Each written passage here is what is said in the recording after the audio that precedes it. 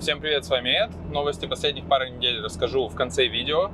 А сейчас будем разговаривать про третью поездку на этом прекрасном Land Cruiser по не менее прекрасному Уралу.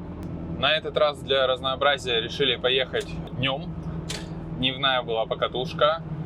И чтобы было на что посмотреть, выбрали Флюс. Это условно горнолыжный комплекс небольшой, там две горы соседних.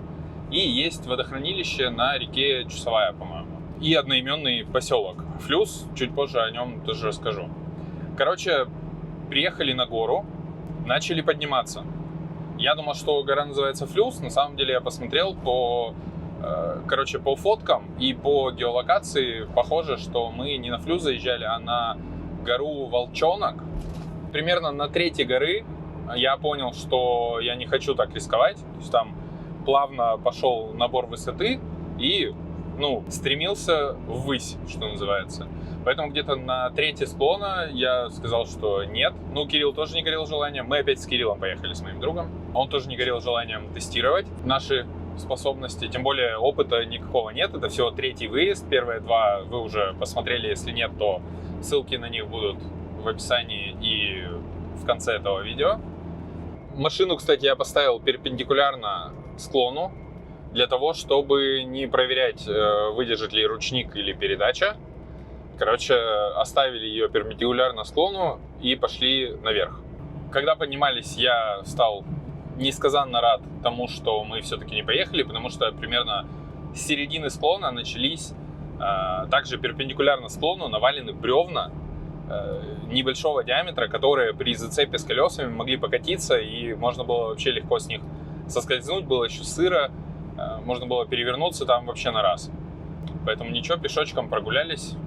Там открывался прекрасный вид. Всем привет, с вами Эд. Это прямое включение с горы. Там вот гора Волчиха. Мы на Флюсе с Кириллом.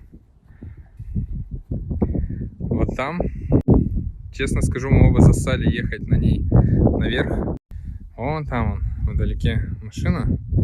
Кирилл решил взлететь, поснимать водохранилище. Взлетел. Тут витрина. Кстати, я не знаю, вы меня слышите вообще или нет. Витрина страшный. И у него коптер вот так вот полетел. Чудом промахнулся мимо лэп.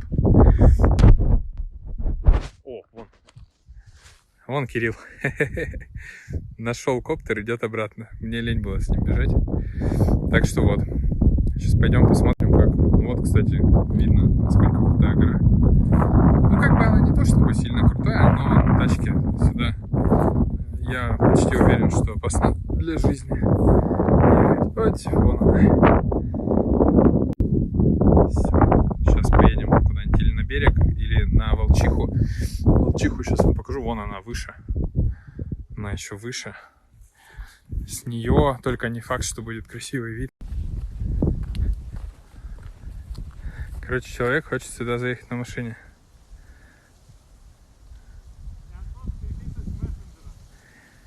Я просто переписываюсь в мессенджерах. После горы мы решили поехать в сам поселок Флюс. Там, что интересного, там, есть гаражи для лодок. И доступ к ним через такой канал от водохранилища, вплыв в этот канал происходит под железнодорожными путями. Там очень интересно. ЖД-пути идут прямо, разрезая воду, получается, и под ними проплывают лодки и паркуются в гаражах. Это было очень интересно. Я там полетал на коптере. Кирилл на горе полетал. Я рассказывал, как чуть не потерял коптер. Я решил полетать внизу, у воды. Удобно, прекрасно. В принципе, красиво. Поснимали друг друга, поснимали поезда. Припарковался я там достаточно коряво, потому что на самом деле места было не так уж и много для удобной парковки. Но благо у нас такая машина, которая может припарковаться где угодно. И уже когда я собирался складывать коптер, я увидел очень интересное место. Я, конечно, с видео туда не подлетал, но вот сейчас фотку вам показываю. Со стороны, с улицы в поселке Флюс, это выглядит как просто ворота, в какой-то участок, засаженный деревьями. А по факту эти ворота ведут на дорогу, которая сквозь эти деревья ведет к замку Видимо, замок был построен в далекие 90-е, когда не было ни квадрокоптеров, ни спутниковых карт, доступных всем, и когда не нужно было никому объяснять, почему это у тебя въезд на территорию твоего участка осуществляется через обычные ворота, а дальше это все идет в лес. Там огромная территория, я уверен, что она вся огорожена. Ну, соседи-то, конечно, наверняка знают, что там за усадьба, но так вот от чужих глаз скрыто, прикольно. Прогулявшись вдоль воды и изрядно проголодавшись, мы решили все-таки поехать на гору Волчиха. По трассе объехали, потому что напрямую там дороги нет, и поехали заезжать на саму вершину. Мы не знали, будет ли там красивый вид или нет. Знали только, что какая-то плюс-минус дорога до вершины есть. Короче, мы поехали. Пока ехали по лесу, все было прекрасно, никаких проблем не было. Не такой уж большой уклон. Дорога поворачивает. Ну, не серпантин, конечно, ну, короче, нормальная такая дорога. В обратную сторону, сейчас я вам ее показываю. И уже подъезжая к вершине, метров так за 500, за 700, начинается просто подъем в крутейшую гору. К сожалению, у меня нет записи регистратора именно подъема в гору. У меня есть запись регистратора только спуска. Но Кирилл вот подснял немножко, как я забираюсь в последние метры и паркуюсь там. Снимай, как ты будешь переворачиваться.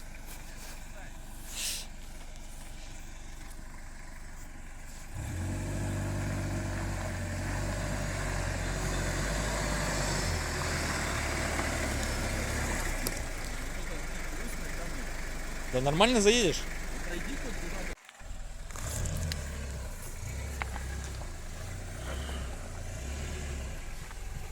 Давай, давай, едь, проходишь.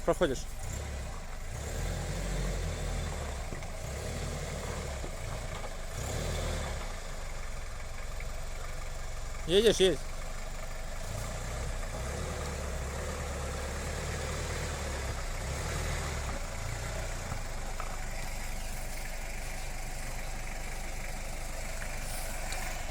Короче, на вершине горы сделали ретранслятор и обнесли его забором. И обнесли его забором так, что ни одного пятачка для того, чтобы развернуться, когда ты подъехал к воротам, его просто нет. И ты подъезжаешь к воротам вот так вот, упираешься в них и больше ничего сделать не можешь.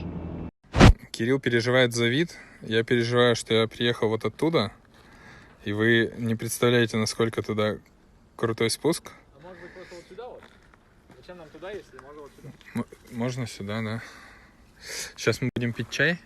Тут мужики на ретрансляторе. Это, короче, вершина горы. У меня трясутся руки, и тут все нахрен закрыто. Это охраняемая территория, короче. И сделали так, что я не знаю, как показать. Но Кирилл кайфует. В общем, короче, уклон жесть какой. Я очень боялся. И в итоге тут даже нет места для разворота. Я вот по таким камням, вот по таким, пришлось сюда заезжать. Сейчас буду вот туда назад сдавать и пытаться вот туда обратно вырулить, чтобы вон туда, вон в глубину. А все из-за них.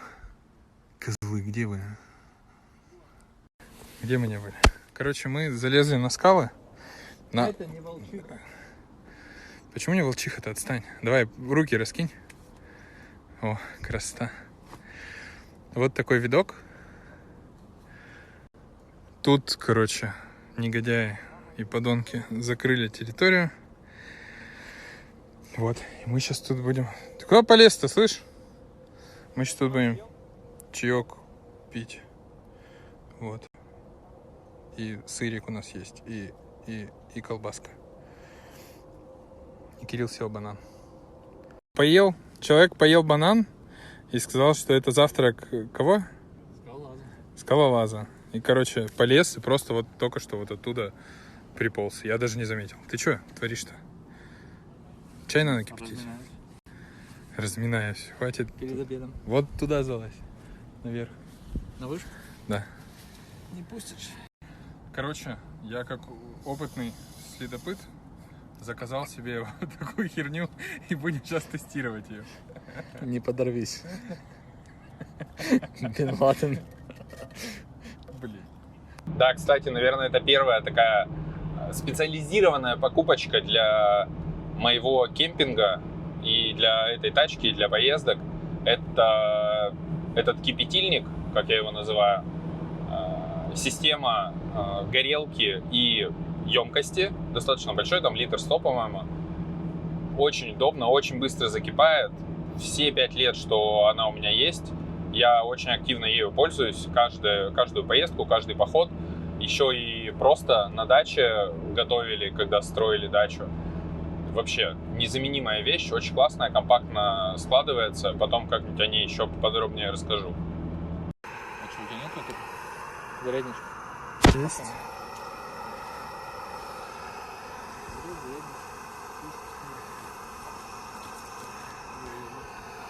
Давай это. Не падай там. Кирилл взял с собой пленочный фотик, сделал несколько кадров. Я очень люблю подобные фотки. За вот эти 5 лет, что мы с ним периодически путешествуем, у меня накопилась подборочка уже этих фоток. Я постепенно вам буду их показывать, также с каждой поездки. Но я очень рад и часто пересматриваю такие фотографии, они прям греют душу. Это Кирилл. А вон там, если видите, это Екатеринбург. Кажется, как будто такой длинный. Все вот эти вставки, которые есть в видео, прям со звуком, это сторис из Нельзяграмма. Больше у меня особо ничего не сохранилось. Также к этому времени пока не появилось дополнительных каких-то гаджетов для съемки видео. И я все снимал на телефон и отдельно фоткал, потому что думал, что буду использовать только для Нельзяграмма. А в итоге вот как получилось. Спустя 5 лет я все-таки созрел на YouTube-канал, и теперь мне не хватает, конечно, видосов, особенно горизонтальных. И я за пребывание там, на Волчихе, несколько раз негодовал по поводу мужиков этих, которые огородили территорию, что там не развернуться, ничего не сделать. Но в итоге, когда мы выезжали, мужики подошли к воротам, я попросил их открыть, чтобы развернуться, они меня запустили. В итоге там в ворота, когда проезжаешь, опять наверх вот такой уклон, и там только наверху есть пятачок, мне пришлось прямо на территорию глубоко заехать, там только есть пятачок, я развернулся, и мы поехали вниз. Спасибо мужикам большое, потому что без этого я не знаю, как бы я там стал разворачиваться.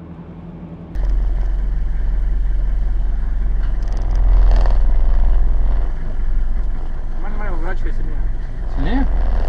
А зачем? Проехать нормально. Что можешь сильнее? А сзади посмотришь?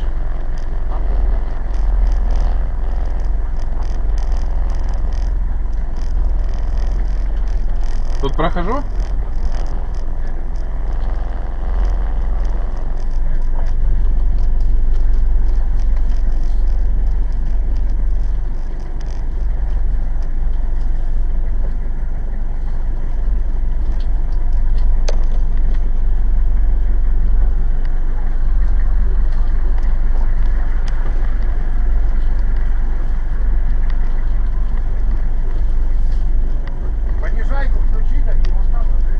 Да, я туда и хочу.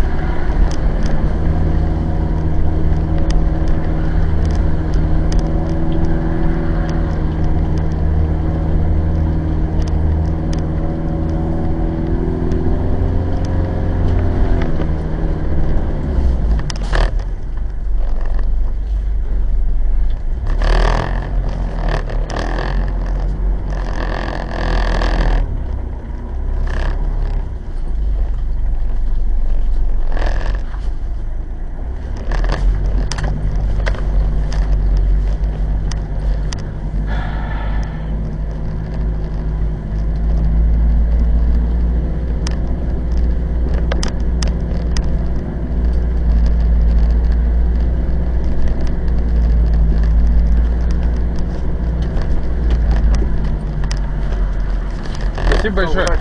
Оп, оп. Я сейчас спущусь вот тут чуть-чуть, Кирилл.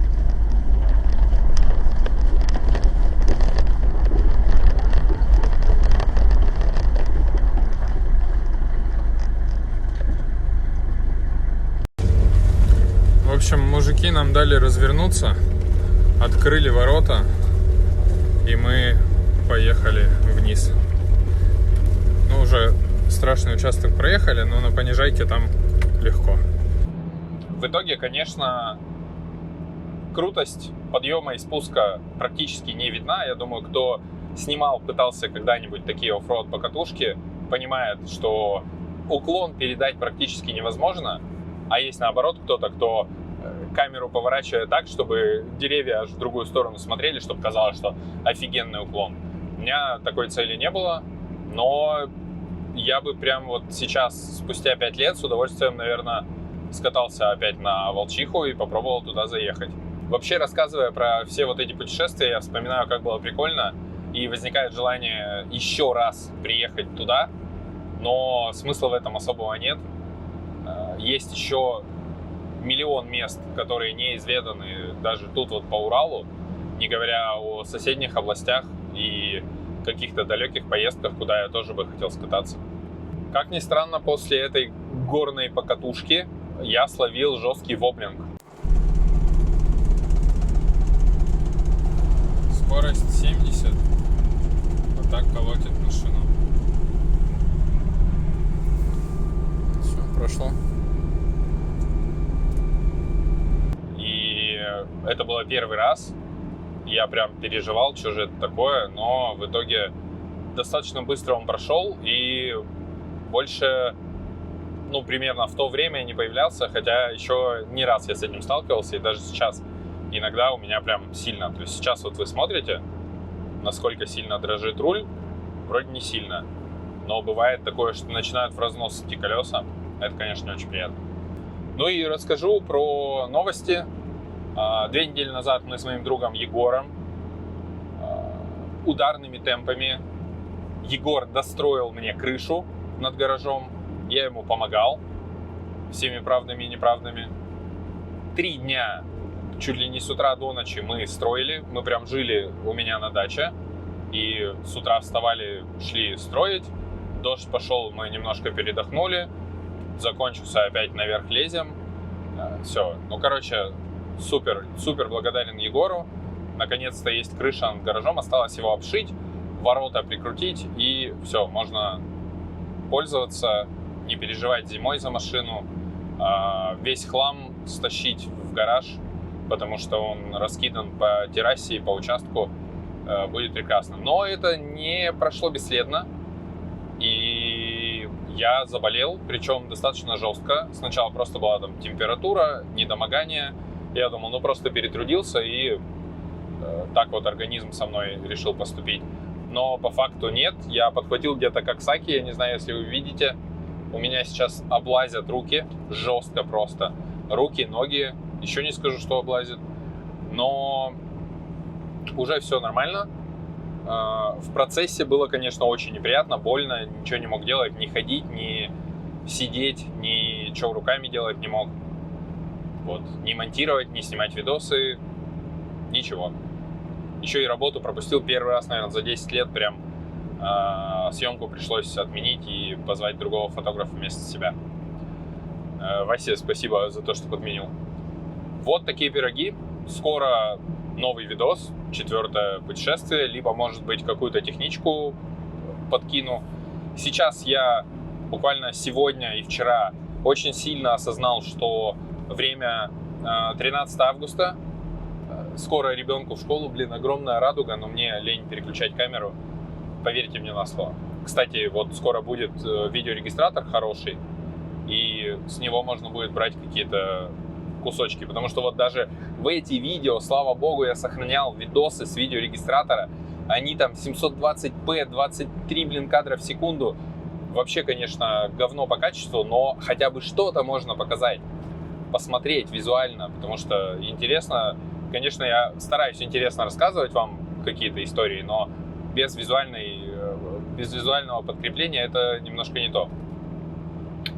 Скоро ребенок пойдет в школу, уже через 2 недели. Мы с ним нифига никуда не съездили. Тачка не готова до сих пор. Мне подарили в марте DC-DC зарядник и еще от солнечных панелей зарядник. Я его до сих пор не установил, не подключил. Я купил себе в феврале на распродаже литий железофосфатный аккумулятор мощный, который должен питать тут все, кроме стартера машины. Ну и лебедки тоже, ее только тяговым можно питать. Это все нужно устанавливать, подключать, чтобы это все работало, чтобы холодильник работал, чтобы ноутбук заряжался, чтобы камеры можно было, коптеры заряжать и так далее. Тут потому что вот прикуриватель, в него пипка эта вставляется с 2 USB-шками и все. Так что, может быть, выйдет какой-то технический выпуск. Не знаю, напишите в комменты, интересна вам техничка, подготовка, гаджеты для вот автономности автомобиля. Ну, а я подъехал уже почти к даче. Сейчас пойду, все это скидаю, смонтирую. Через 1 километр 500 метров поверните направо. Да, я и так уже в правом ряду еду. Все хорошо. Вот, спасибо вам за внимание. Очень классные отклики на видосы. Все пишут, снимай еще. Обязательно буду снимать еще. Очень жалко, что свежака нету. Я хочу, может быть, к осени успеть подготовить, типа к октябрю. У сына будут каникулы первые в жизни, а жена будет работать.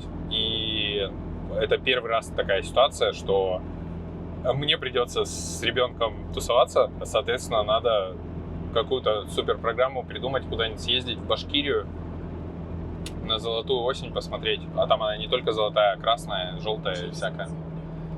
Вот. Всем пока.